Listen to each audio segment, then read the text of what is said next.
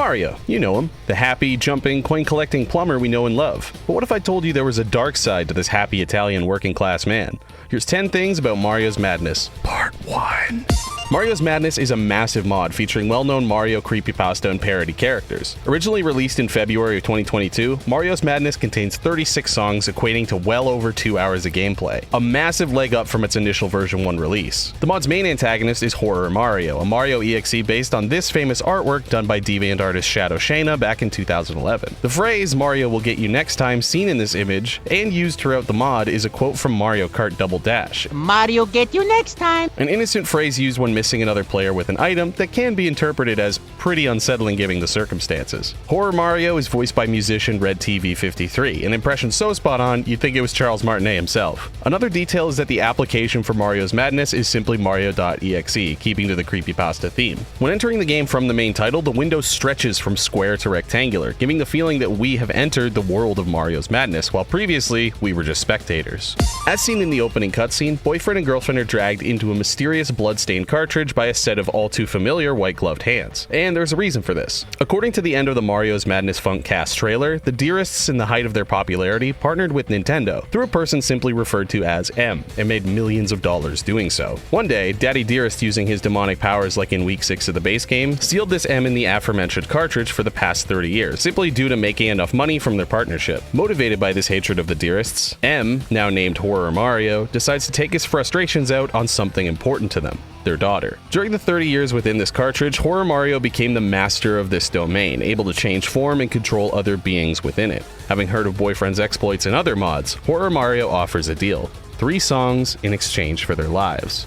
In order to access the bulk of the mod, the player must first complete the initial 2-song week against Horror Mario. The first song, "It's a Me," is named after Mario's iconic phrase, but has sinister undertones as it's in fact not the him. Halfway through this song, poisonous mushrooms get added to Boyfriend's notes, damaging him if touched like in a regular Mario game. As "It's a Me" ends, the world becomes distorted and seems to catch fire, in preparation for a scenery change to the second song, Starman Slaughter. During Starman Slaughter, Horror Mario teams up with a skeletal Koopa Troopa named John Dick on the trumpet. After a sick trumpet solo, Horror Mario is interrupted mid-turn by Yoshi EXE, who knocks him off with a POW block before being joined by Horror Peach. As the horror prefix to Peach's name implies, this character is also based on artwork by Shadowshana. Yoshi.exe, however, is based on the Yoshi's Island fan game of the same name, in which Yoshi is hunted and killed by Baby Mario EXE. The fact that these two betrayed Horror Mario to get a chance at Boyfriend shows that he isn't necessarily in direct control of them. Unfortunately for these two, their time in the spotlight is short-lived, as Horror Mario returns, killing them both with his knife. Speaking of which, the knife Horror Mario uses in his sprites and artwork is more of a cleaver, while in the original 2011 art, it's more of a standard kitchen knife. His new appearance takes on a more melted and disfigured look, definitely more angry than before as the song ramps up in difficulty. The track ends with him yelling and changing the scenery back to the way it originally was.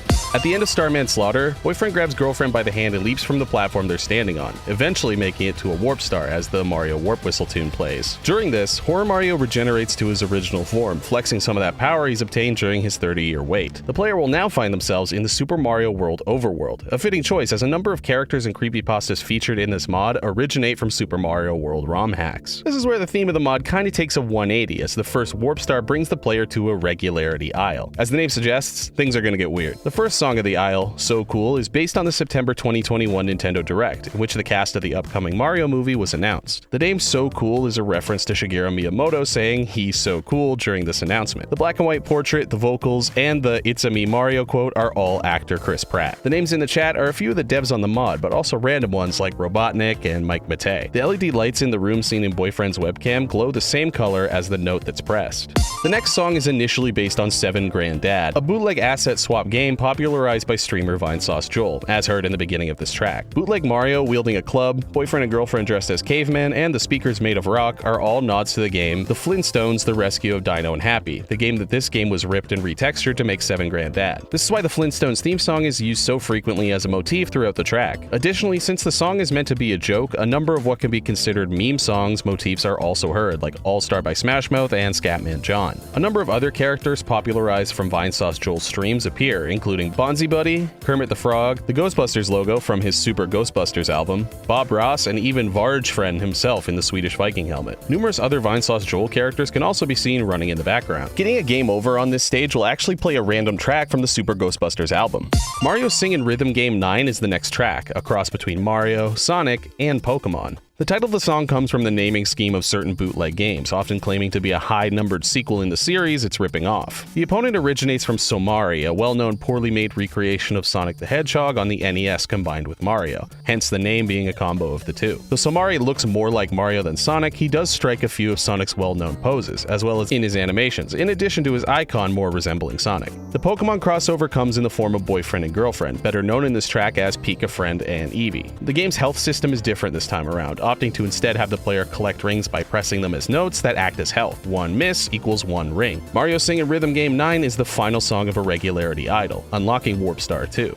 The next Warp Star leads to the Woodland of Lies, an area reminiscent of Super Mario World's Forest of Illusion. The first song in this batch is Alone, a track based on Luigi's Mansion. Luigi's swollen, sunken-eyed appearance is based on the beta Game Over for Luigi's Mansion on the GameCube that was shown off at E3 2001. The small flower Luigi holds is in reference to the official render as part of this unused ending. The lightning revealing boyfriend hanging near the beginning of the song is a reference to a glitch in Luigi's Mansion that misplaces the character's shadow to appear as if he's hanging from the ceiling when standing in a certain spot. Boyfriend and Girlfriend's appearances are based on the ghosts featured in Luigi's Mansion, in addition to Mario's appearance resembling a ghost in one of King Boo's picture frames. The motif of Luigi's Mansion can also be heard throughout the track, like when Luigi is humming to himself in the opening and ending. It can be assumed that due to Mario being a ghost and Luigi's appearance, that in this song he has failed to save his brother, the ultimate goal of Luigi's Mansion.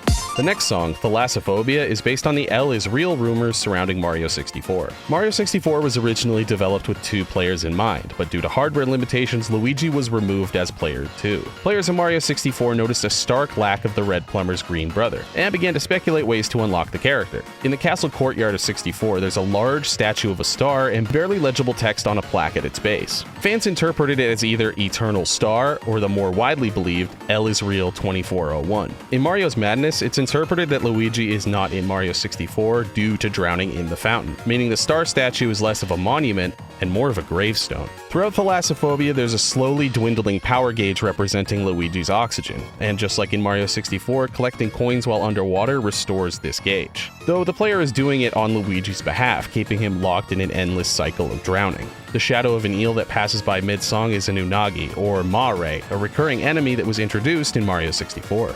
The next 2 tracks, Oh God No and I Hate You, are both based on the I Hate You Super Mario World creepypasta and ROM hack. In the story, Luigi betrays Mario and decides to work for Bowser, due to his older brother overshadowing him. The whirlpool being the opening to Oh God is a reference to how this level is accessed in I Hate You. The pulsating lava and falling fire are references to the fight with Luigi at the end of the level. Just like in I Hate You, Mario overcomes his brother's betrayal by winning his boss fight and knocking him into the lava below, permanently disfiguring the character. Only it's Boyfriend who has to deal with the aftermath. The faceless boos, bloody text reading I Hate You, the rising lava, and Mario's previous lives all coincide with I Hate You.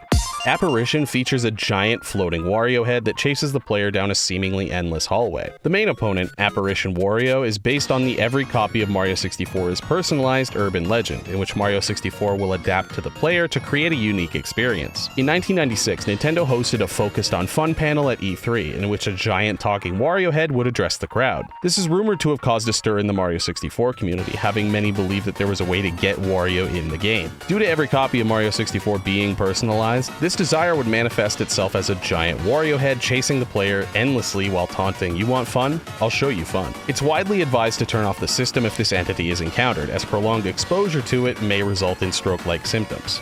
Or so they say. The VHS effects used in Apparition are reflecting the age of this rumor, as the date in the bottom left reads 1996. Partway through the song, Wario's eyes will become hypnotic and the endless stairway from Mario 64 can be heard, almost hypnotizing the viewer the way the entity would in the rumor. Pausing on this stage plays the annoying pause screen music from Wario World for the GameCube. And that's the first 10 things about Mario's Madness. I hope you enjoyed. Don't worry, part 2 is just around the corner, so I'll see you then. Until next time. Mario get you next time.